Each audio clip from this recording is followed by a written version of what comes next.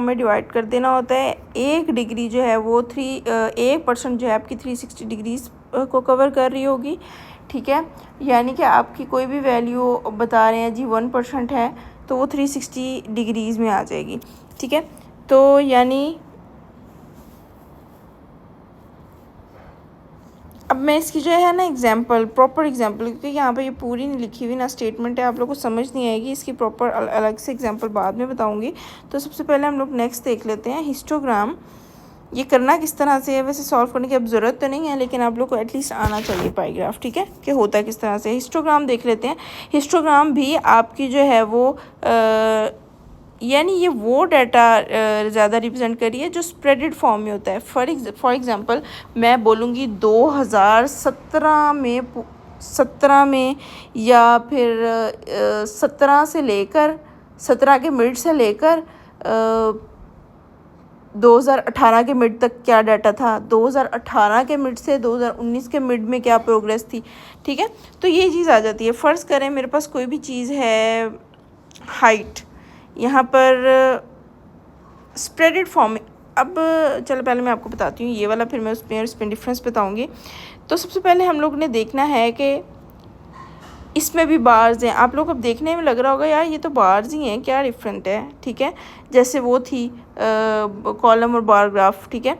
Histogram भी वैसा है, लेकिन हिस्टोग्राम जो है ना स्प्रेड डाटा का उसको रिप्रेजेंट कर रहा है। देखिए हाइट, मैं एग्जांपल लेती हूँ आपको समझाने के लिए। यहाँ पर हाइट, बच्चों की हाइट देखें 10.5 सेंटीमीटर्स में उन्होंने काउंट की हुई है। 10.5 किसी भी बच्चे की है जिसकी भी हाइट है 10.5 से 100.5 से 110.5 तक, ठीक है। यहाँ तक देखें, यहाँ तक कितने लोगों की हाइट आती है। आपके बहन भाइयों में देख लें, आप कह रहे हो मेरी 5 फुट है, आपकी बहन भी कह रही है 5 फुट है, लेकिन उसमें 19-20 का फ़र्क होगा। तो वो 5 फुट के आसपास की जो वैल्यूज़ होंगी वो उस सबको कवर कर रहा होगा। अब यहाँ पे देखें, यानी कि ये जो बार है, ठीक है, ये वाला बार, इसको देखें, ये वाला, ये 110 से लेकर 120.5 तक जितनी भी आ रही है ना उसको कवर कर रहा है, यहाँ तक वो कर रही हैं, ठीक है। उसके बाद ये 120.5 से 130 ये हाइट्स है ना, मुख्तलिफ लोगों की आ सकती हैं, 4 लोग भी हो सकते हैं, 5 भी हो सकते हैं, 6 भी हो सकते हैं। तो ये बहुत सारा डाटा का जो स्प्रेड है उसको, अगर मैं बात कर रही हूँ कि 100 पे कितनी हाइट है तो वो 1 ही बनेगा यहीं पे। अगर मैं बात कर रही हूँ 101 पे कितनी है तो आपने 100 वाली यहाँ पे बना दी, 101 वाली यहाँ पे बना दी, 102 वाली, ये 7 नहीं जोड़ी हुई। लेकिन मैं कह रही हूँ 100 से लेकर 101 तक कितनी है या 110 तक कितनी है, तो वो बहुत सारे लोग आ जाएंगे। एक एक का अलग अलग तो कैलकुलेट नहीं कर रहे। जब बहुत सारे लोगों का डाटा हमने कैलकुलेट करना होता है इक्वली, तो हम हिस्टोग्राम यूज़ करते हैं, ठीक है। Relationship between number of students and heights in centimetre. अब एक्स एक्सिस पे हाइट्स आ गई और वाई एक्सिस पे नंबर ऑफ चिल्ड्रन आ गए। मैंने आपको बोला कि नंबर ऑफ चिल्ड्रन वेरी कर रहे हैं।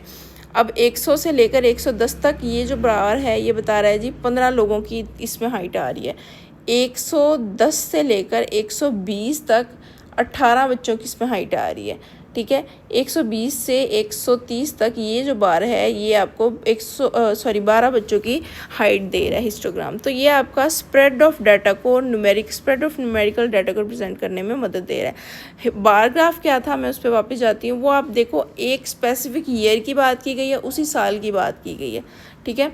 और 2018 की बात की गई है, उसी साल की। बीच में इन्होंने नहीं बताया 2018 से 2017 से 18 में कितनी थी, तो ये एक साथ आता, लेकिन उन्होंने अलग अलग बात कर दी। यहाँ पर देखें उन्होंने बहुत सारी हाइट्स एक साथ ले ली हैं, ठीक है। हिस्टोग्राम और बार ग्राफ में यही डिफरेंस होता है, वो स्प्रेड को करता है और वो सिंगली इंडिविजुअल्स को डिस्कस कर रहा होता है। लाइन ग्राफ, इसमें भी आपके 2 वेरिएबल्स होते हैं, ठीक है। एक को आप एक्स एक्सिस पे लेते हो, दूसरे को वाई एक्सिस पर, ठीक है, और इंटरसेक्ट करते हो डिफरेंट वेरिएबल्स को। देखें टेम्परेचर वर्सेस टाइम, टेम्परेचर और जो है ना टाइम का ग्राफ है। फ़र्ज़ करें सुबह 6 बजे आप उठते हो तो आपका 35 पे होता है टेम्परेचर। जैसे ही 10 बजते हैं आपका टेम्परेचर हो गया जी 45 पे। एक्सेसिस पर टाइम आ गया 6 बजे, 10 बजे, 2 बजे, ठीक है। और जो है वो सुबह के ये तकरीबन, हाँ, अब यहाँ पर टेम्परेचर आ गया, ठीक है। टेम्परेचर 30, 35, 50 तक ही मैक्सिमम आ जाता है, 50, 55 तक, इससे ऊपर तो कभी भी नहीं गया, 50 तक ही। अच्छा, अब यहाँ पर 6 बजे वो डेट बता रहा है कि जी 35% था, 10 बजे आपका हो गया जी 45, उसके बाद 2 बजे आपका कितना था जी 50। कैसे हमें पता चल रहा है? डाटा देखने से मैंने फ़ौरन देखा यहाँ पर टाइम, ये हमने सिर्फ इसमें नीचे नहीं देखना होता, किसी भी वैल्यूज़ को नहीं हमने देखना होता यहाँ पे, हमने सिर्फ जो है वो देखना होता है, वो देखना होता है इन पॉइंट्स को, ठीक है, इन पॉइंट्स को। अब ये पॉइंट किधर है? आपने इसी तरह नीचे की तरफ आ जाना है, इसी तरह जो है वो उस साइड पे चले जाना है, एक्स एक्सिस और वाई एक्सिस पे इसको मिलाना है। यहाँ पर 6 बजे थे, यहाँ पर थे 35, तो आपको पता लगा कि 6 बजे 35 डिग्री था। अब इसी पॉइंट को देखो, यहाँ से नीचे एक्स एक्सिस पे मिला दो, यहाँ से वाई एक्सिस पे मिला दो, तो ये पॉइंट जब था तब क्या था? 45 डिग्री था और 10 बजे था। अब देखो हम लोग यहाँ से यूँ नहीं मिलाते, बच्चे अक्सर कहते हैं हम यूँ मिला देते हैं, भाई यूँ मिला देते हैं, देखने में तो सही है 10 बजे, और भाई ये बड़ी बेवकूफ़ी होती है, ये तरीका नहीं होता। अब आपने मिलाना होता है एक्स और वाई एक्सिस से, ठीक है। तो आपका जो भी पॉइंट है आपने उसको नीचे एक्स एक्सिस की तरफ लेके आना है, आपको पता चल जाएगा टाइम क्या था तब, और वाई एक्सिस पर लेके जाएंगे आपको पता चल जाएगा तब डिग्री कितनी थी। इसी तरह से आपको डाटा रिप्रेजेंट किया गया है, ठीक है। लाइन ग्राफ भी ईजीएस्ट वे आप फ़ौरन से देखकर बता सकते हो। उसके बाद है फ्रीक्वेंसी पॉलीगॉन। जब आप किसी भी, अब ये MCQs आएगा मोस्ट इम्पॉर्टेंट, कि जब आप फ्रीक्वेंसी पॉलीगॉन आपके पास कब आएगा? फ्रीक्वेंसी पॉलीगॉन तब आएगा जब आप हिस्टोग्राम के ऊपर जो रेक्टेंगल्स हैं, ठीक है, हिस्टोग्राम के ऊपर जो रेक्टेंगल्स हैं उनके मिड पॉइंट को आपस में मिलाओगे तो वो फ्रीक्वेंसी पॉलीगॉन बन जाएगा। अब यहाँ पर देखें, इसी को देखते हैं, समझते हैं वापस से। फ्रीक्वेंसी पॉलीगॉन की बात कर रहे हैं और ये आपके पास है हिस्टोग्राम। इसका इस वाले पूरे बार का मिड कौन सा है? यहाँ पर मुझे आप लोग बताएंगे। ये इस वाले बार का मिड क्या है? ये है आपके पास इसका मिड, ठीक है। और इस वाले बार का क्या मिड है? ये है, ठीक है। इस वाले बार का मिड यहाँ पर है, मैं इसको रेड से ही रिप्रेजेंट कर रही हूँ। इसका बार का मिड यहाँ पे है, इसका बार का मिड यहाँ पे है, इसका बार का यहाँ पे है, इसका बार का मिड यहाँ पे है, इसका बार का मिड यहाँ पे। तो आपने क्या करना है, इन हिस्टोग्राम की बार्स के मिड्स को आपस में मिलाना है। मैंने इसको इसके साथ मिलाया, इसको इसके साथ मिलाया, इसके मिड के साथ मिलाया, सीधा स्ट्रेट, ये मेरा तो टेढ़ा हो रहा है, इसके साथ मिलाया, और फिर आप इसको नीचे ले गए या फिर इसको भी नीचे 0 तक ले गए, तो ये आपके पास क्या आ जाएगा? Frequency polygon. ओके, तो ये आपके पास है फ्रीक्वेंसी पॉलीगॉन। कैसे बनता है मैंने आपको दिखा दिया कि हिस्टोग्राम की मिड में से इसको ऊपर वाली साइड के दरमियान में से आपस में मैच करेंगे, फ्रीक्वेंसी पॉलीगॉन बन जाएगा, ठीक है। अब यहाँ पर उन्होंने बताया हुआ है, स्कोर बताया हुआ है, फ्रीक्वेंसी बताई हुई है। फॉर एग्जांपल 54 से 44.5 से 54 तक का जो डाटा था, 64.5 से 74, इस तरह से कितने बच्चों का आया जी? इतने बच्चों का आया। इसको भी देखने का तरीका वही है कि ये पॉइंट क्या है 64.5 पे, और ये कितने बच्चों का आया जी? 10 बच्चों का, ठीक है। तो ये चीज़ आ जाएगी, और कुछ भी नहीं है, ये बहुत ईजी है। उसके बाद है जी OGIF is a cumulative frequency distribution graph in which horizontal axis represent the data values and vertical horizontal कौन सी है? ये है, और vertical represents the cumulative relative frequency। अब ये क्या है? वो तो थी सिंपल फ्रीक्वेंसी, ठीक है।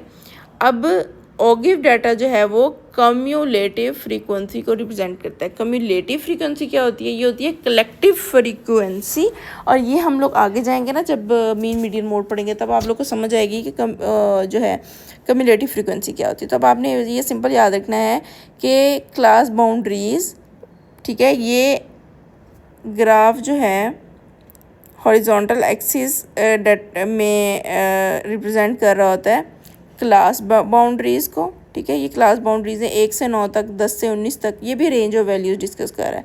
और ये है कम्यूलेटिव फ्रीक्वेंसी, तो ये कम्यूलेटिव फ्रीक्वेंसी डिस्कस करता है। ये आपने याद रखना है, कम्यूलेटिव फ्रीक्वेंसी को कौन डिस्कस करता है, और सिंपल फ्रीक्वेंसी को, ठीक है। उसके बाद है आपकी OGIF sometimes called cumulative frequency polygon, ठीक है। ये कम्यूलेटिव फ्रीक्वेंसी पॉलीगॉन भी कहता है। वो सिंपल फ्रीक्वेंसी पॉलीगॉन है जो कि हिस्टोग्राम के मिड से है, लेकिन ये जो है डिफरेंट क्लास बाउंड्रीज़ को जब देख रहा होता है तो ये कम्यूलेटिव फ्रीक्वेंसी डिस्कस करता है। ये आप लोगों ने याद रखनी है, MCQs भी आ सकते हैं इसमें से, ठीक है। ड्राइंग OGIF डाटा, ये इसको छोड़ दें, ये आपके लिए थोड़ा लंबा हो जाएगा, ठीक है। तो ये आज का हमारा टॉपिक था। इसमें से MCQs आपको पता होना चाहिए किस तरह का बार किस तरह से नज़र आ रहा है। फॉर एग्जांपल आपको वो डायग्राम दे दें, इसकी भी दे दें और वो आपको इसकी भी दे दें, बनाकर बोलें कि इसमें से बताएं कौन सा है बार ग्राफ या फिर हिस्टोग्राम या फिर कौन सा स्प्रेड ऑफ डाटा को रिप्रेजेंट करता है। तो ये स्प्रेड ऑफ डाटा रिप्रेजेंट नहीं करता, स्प्रेड ऑफ डाटा रिप्रेजेंट करता है ये वाला ग्राफ। ठीक है, तो आप लोग को ये चीज़ें पता होनी चाहिए छोटी छोटी के क्युमुलेटिव फ्रीक्वेंसी को कौन डिस्कस करता है, वो MCQs में पूछेंगे। तो आप लोगों ने बताना है क्युमुलेटिव फ्रीक्वेंसी को ऑगिव डाटा रिप्रेजेंट करता है। बच्चे जो है ना कंफ्यूज हो जाते हैं, बच्चे कहते हैं जी फ्रीक्वेंसी पॉलीगॉन है तो क्युमुलेटिव फ्रीक्वेंसी दोनों में नाम तो आ रहा है तो यही लगा देते हैं। तो ये तभी होगा जब आप इसको पढ़ेंगे और इसमें से MCQs को अच्छे तरीके से मार्क करेंगे तो आप लोग का जो है वो कंप्लीट हो जाएगा। ये आज का हमारा टॉपिक था ग्राफिकल रिप्रेजेंटेशन, ये टेबुलर रिप्रेजेंटेशन ऑफ डाटा। हमने पढ़ा कि 3 तरह के डाटा होते हैं। एक टेक्स्ट की फॉर्म में आप उसको रिप्रेजेंट कर सकते हैं, ठीक है, एक आप उसको टेबल्स की फॉर्म में रिप्रेजेंट कर सकते हैं, तीसरा आप उसको डायग्रामेटिक या ग्राफिकल रिप्रेजेंटेशन। ग्राफिकल में आगे कितनी टाइप्स थी, पिक्चर्स की फॉर्म में 7 तरह की थी, वो पिक्टोरियल पिक्चर की मदद से, कॉलम्स की मदद से, ठीक है, उसके बाद पाई चार्ट की मदद से, उसके बाद हिस्टोग्राम की मदद से, लाइन और जो है फ्रीक्वेंसी पॉलीगॉन की मदद से और ऑगाइफ। ठीक है, ये सारी तरीके हैं ग्राफिकल रिप्रेजेंटेशन।